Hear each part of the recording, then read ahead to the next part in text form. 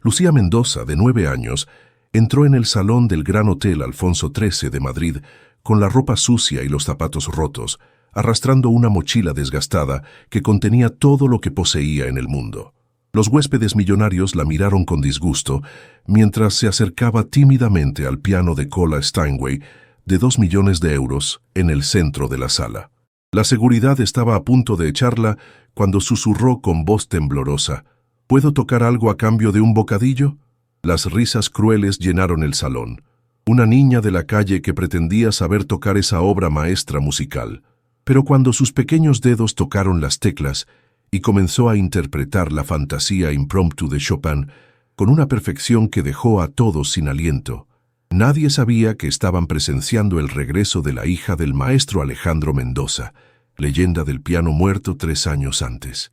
Una niña que había escapado de los orfanatos y había vivido en la calle, ocultando un talento que cambiaría para siempre sus vidas. Lucía Mendoza no tenía recuerdos claros de cuando su vida había sido normal. Lo que sabía con certeza era que 3 años antes, cuando tenía solo 6 años, su padre Alejandro Mendoza, el pianista más celebrado de España, había muerto en un accidente de tráfico mientras regresaba de un concierto en el Teatro Real de Madrid. Su madre había muerto de cáncer cuando ella tenía apenas 4 años, dejándola completamente sola en el mundo. Los servicios sociales la habían llevado a un orfanato en las afueras de Madrid, un lugar gris y frío donde los niños eran números y donde nadie creía que una niña de la calle pudiera realmente ser hija del gran maestro Mendoza. Los documentos se habían perdido en el incendio del archivo municipal. No había parientes vivos que pudieran reconocerla, y ella era demasiado pequeña y traumatizada para explicar quién era realmente. En el orfanato, Lucía había tratado de contar sobre el piano negro brillante que tenía en casa, de las tardes cuando papá le enseñaba a tocar, de las melodías que aún escuchaba en su cabeza. Pero los responsables pensaban que eran fantasías de una niña traumatizada que se inventaba una vida mejor para soportar la realidad del abandono. A los 8 años, Lucía había escapado del orfanato por primera vez. No soportaba más los gritos de los otros niños, la comida mala, la total ausencia de música. Fue recuperada y devuelta 3 veces, pero en la 4ª fuga logró desaparecer completamente en el laberinto de las calles madrileñas, volviéndose invisible entre los sin techo y los niños olvidados que sobrevivían en los márgenes de la capital. Durante un año entero había vivido arreglándoselas como podía, durmiendo en las estaciones del metro cuando hacía frío, pidiendo limosna frente a las iglesias, rebuscando en los contenedores detrás de los restaurantes para encontrar restos de comida. Pero la música nunca la había abandonado. Cada vez que veía un piano, en centros comerciales, en hoteles, en conservatorios, sentía sus dedos hormiguear, como si quisieran recordar lo que significaba crear belleza. La noche antes de su encuentro con el destino en el Gran Hotel Alfonso XIII, Lucía había dormido en un banco del Parque del Retiro. Era noviembre, hacía frío, y no había comido en 2 días. Había oído hablar de la fiesta benéfica que se celebraría en el hotel, un evento para recaudar fondos para niños desfavorecidos. La ironía no se le escapaba. Ella era exactamente el tipo de niña para la que estaban recaudando dinero, pero nadie la reconocería. Se había acercado al hotel con la única esperanza de pedir un poco de comida, pero cuando entró en el salón principal y vio el magnífico piano en el centro de la sala, algo dentro de ella despertó. Era idéntico al que su padre tocaba durante los ensayos en casa, el mismo modelo Steinway & Sons que había acariciado miles de veces de pequeña. Los huéspedes llevaban todos smoking y vestidos de noche, joyas que brillaban bajo las lámparas de cristal, conversaciones sofisticadas en diferentes idiomas. Ella era una mancha sucia en medio de tanta elegancia, pero no podía apartar los ojos del piano. Era como ver a un viejo amigo después de años de separación. La seguridad del hotel ya se estaba moviendo para acompañarla fuera cuando Lucía encontró el valor para hacer la pregunta que le cambiaría la vida. Su voz era apenas un susurro, pero en el elegante salón resonó como un grito. ¿Puedo tocar algo a cambio de un bocadillo? Las risas que siguieron fueron crueles. Una niña de la calle que pretendía saber tocar un instrumento de 2 millones de euros. Era ridículo, patético, casi ofensivo para los huéspedes sofisticados que estaban allí por la beneficencia, pero no querían lidiar directamente con la pobreza que teóricamente estaban ayudando. Pero Marco Ruiz, famoso manager musical y organizador del evento, tuvo una idea. ¿Por qué no dejar que la niña se pusiera en ridículo delante de todos? Sería un momento divertido, una anécdota que contar en los aperitivos de los próximos meses. Hizo un gesto a los guardias de seguridad para que se detuvieran y anunció en voz alta: «Bien, pequeña, muéstranos lo que sabes hacer, pero si es solo ruido te vas inmediatamente». Lucía se acercó al piano con el corazón latiendo tan fuerte que lo sentía en los oídos. Sus manos estaban sucias, las uñas sin cortar desde hacía semanas, la ropa que olía a calle y desesperación. Pero cuando se sentó en el taburete y sus dedos rozaron las teclas, todo cambió. La primera nota de la fantasía impromptu de Chopin resonó en el salón con una pureza cristalina que hizo callar instantáneamente toda conversación. Las risas se apagaron, las sonrisas sarcásticas se transformaron en expresiones de incredulidad. Lucía no solo estaba tocando las notas, las estaba viviendo. Cada pasaje técnico ejecutado con una perfección que incluso los pianistas profesionales presentes reconocieron como extraordinaria. Pero lo que dejó a todos sin aliento no era solo la técnica impecable de una niña de 9 años. Era la emoción pura que transmitía a través de la música, una profundidad de sentimiento que hablaba de pérdidas demasiado grandes para su edad, de soledad que ningún niño debería conocer jamás, de una belleza que sobrevivía a pesar de todo.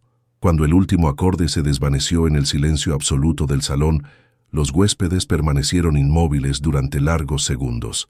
Luego, alguien comenzó a aplaudir, y en pocos instantes toda la sala estalló en una ovación que nunca terminaba. Lucía levantó los ojos del piano y por primera vez en 3 años vio en las miradas de los adultos no piedad o fastidio, sino asombro y respeto. Pero lo que no sabía era que entre el público estaba Elena Vázquez, crítica musical de El País y amiga íntima del difunto Alejandro Mendoza. Elena había reconocido inmediatamente no solo el talento extraordinario, sino también algo familiar en la forma en que las pequeñas manos se movían sobre las teclas. Era el mismo toque delicado pero poderoso que había visto miles de veces cuando Alejandro tocaba. Y cuando Lucía levantó el rostro, Elena vio en los ojos de la niña la misma mirada intensa y melancólica de su viejo amigo. El destino acababa de comenzar a tejer el hilo que devolvería a Lucía Mendoza, al lugar que le correspondía por derecho en el mundo de la música. Pero primero tenía que enfrentar la verdad sobre quién era realmente y qué había pasado con su familia. Elena Vázquez permaneció sentada en su mesa mucho tiempo después de que los otros huéspedes hubieran dejado el salón, observando a Lucía, que había sido acompañada a una suite del hotel por el propio director, aún conmocionado por la actuación que había presenciado. La crítica musical había cubierto la carrera de Alejandro Mendoza durante más de 20 años. Había visto nacer y crecer a su hija. Había llorado en su funeral cuando fue dada por muerta junto al padre. Esa noche Elena no pudo dormir. Siguió reviviendo los gestos de Lucía al piano, la forma en que inclinaba la cabeza al enfrentar los pasajes más difíciles, la técnica particular de pedal que Alejandro había desarrollado y que ninguna otra escuela enseñaba. No podían ser coincidencias. Pero ¿cómo era posible que la hija del maestro más famoso de España viviera en la calle durante 3 años sin que nadie se diera cuenta? La mañana siguiente, Elena comenzó sus investigaciones. Lo que descubrió la conmocionó. Después de la muerte de Alejandro, Lucía había efectivamente desaparecido de los registros oficiales. Los servicios sociales tenían un expediente de Lucía sin apellido, una niña no identificada encontrada traumatizada en el lugar del accidente y hospitalizada durante semanas. En el incendio del archivo municipal se habían perdido todos los documentos que podían conectar a esa niña con la familia Mendoza. El orfanato donde había sido llevada tenía registros de una niña que decía ser hija de un pianista famoso, pero los responsables habían catalogado esas afirmaciones como fantasías post-traumáticas. Nadie había hecho jamás la conexión con Alejandro Mendoza, también porque oficialmente su hija había muerto en el accidente junto a él. un error burocrático que había condenado a una niña a 3 años de invisibilidad social. Elena se precipitó al hotel y pidió hablar con Lucía. La encontró en la suite, lavada y vestida con ropa limpia que el personal del hotel le había conseguido, pero aún visiblemente asustada y desconfiada.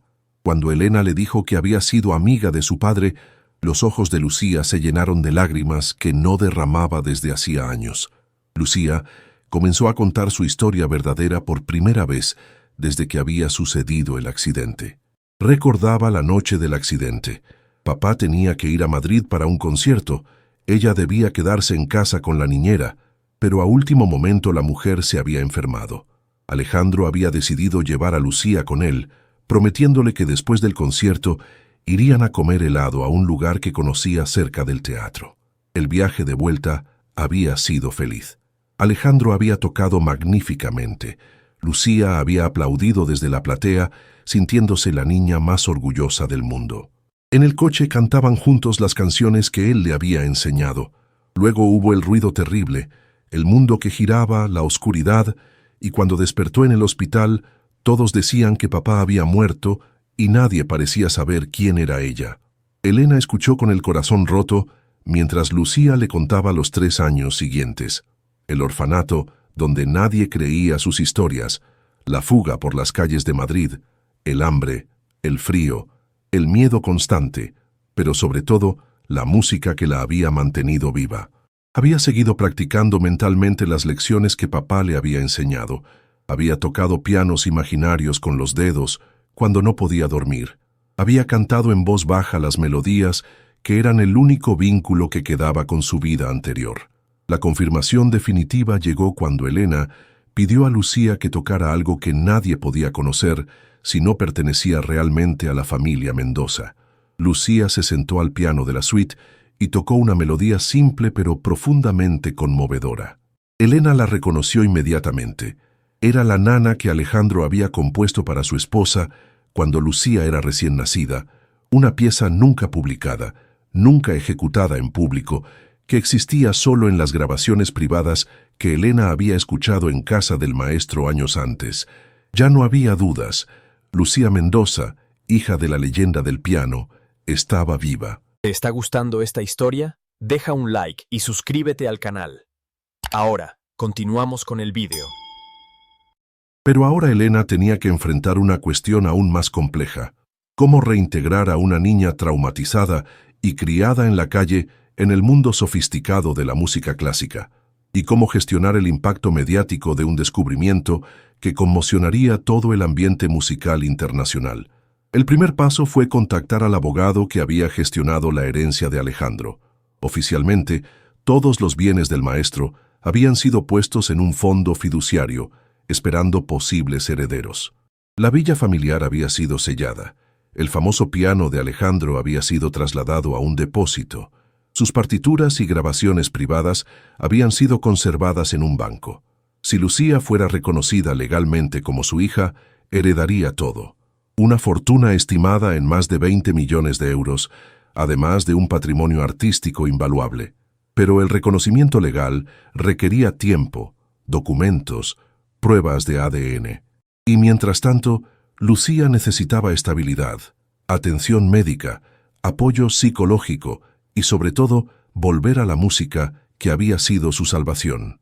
Elena tomó una decisión que cambiaría ambas vidas. Llevó a Lucía a su casa e inició el largo proceso de reconstruir una identidad y un futuro. Lo primero que hicieron juntas fue comprar un piano. Cuando Lucía lo vio entrar en el apartamento de Elena, estalló en llanto. No eran lágrimas de tristeza, sino de pura alegría. Por primera vez en 3 años, tenía de nuevo un instrumento completamente suyo, una forma de dar voz a los sentimientos que había mantenido encerrados durante demasiado tiempo.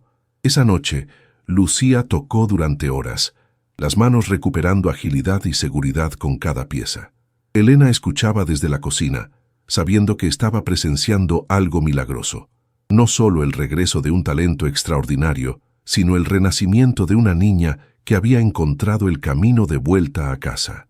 La noticia de que Lucía Mendoza estaba viva explotó en los medios internacionales. Elena gestionó la revelación con cuidado, Primero las pruebas de ADN que confirmaron la identidad, luego una conferencia de prensa que conmocionó el mundo de la música clásica. Descubrir que la hija del gran Alejandro había heredado su talento extraordinario fue como encontrar un tesoro perdido. Las ofertas llegaron inmediatamente.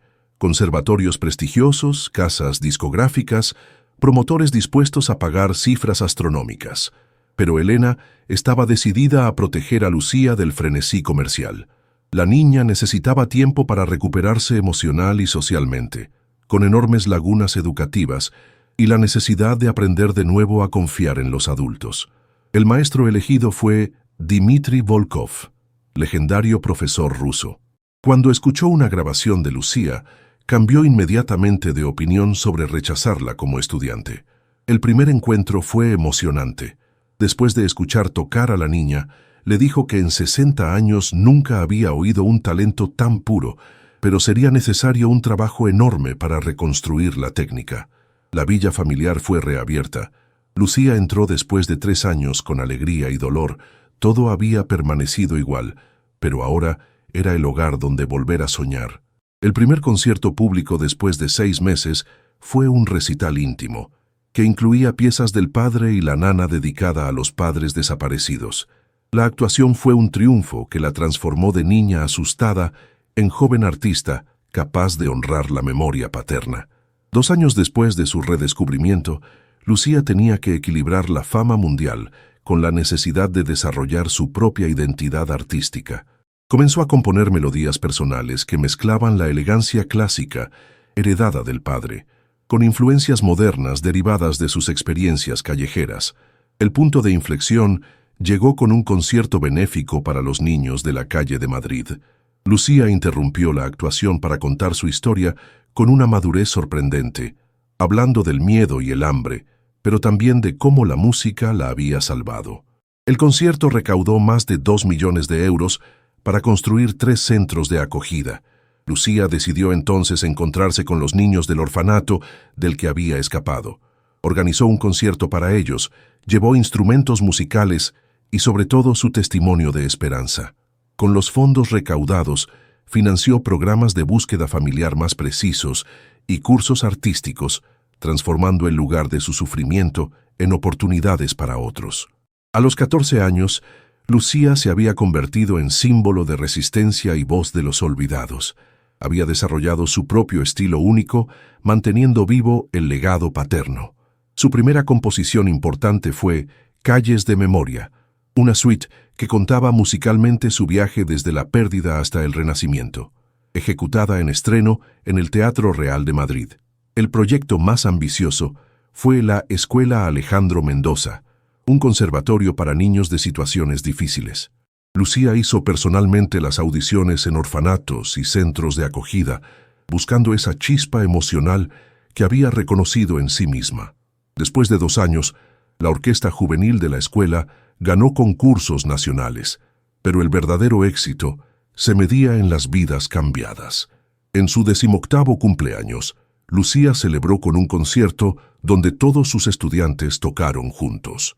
Agradeció a Elena, a Dmitri y a sus chicos, pero dedicó el momento más importante a la memoria del padre, diciendo que cada nota tocada era una forma de mantenerlo vivo y agradecerle el don que la había salvado. 10 años después de esa noche en el Gran Hotel Alfonso XIII, Lucía Mendoza tenía 25 años y era reconocida como una de las músicas más influyentes de su generación, pero su impacto iba mucho más allá de la técnica pianística o las composiciones aclamadas por la crítica. Había demostrado que el arte podía ser una fuerza de cambio social, que el talento podía nacer en cualquier lugar y que la compasión era tan importante como la competencia. La Escuela Alejandro Mendoza se había convertido en un modelo internacional. Delegaciones de todo el mundo venían a estudiar su método de enseñanza, que combinaba excelencia artística con inclusión social. Muchos de sus primeros estudiantes eran ahora músicos profesionales. Algunos habían creado sus propias escuelas siguiendo su ejemplo. Otros trabajaban como terapeutas musicales o educadores especializados. Elena, ya de 60 años, continuaba siendo la mánager y figura materna de Lucía. pero con un papel cada vez más de consejera que de protectora.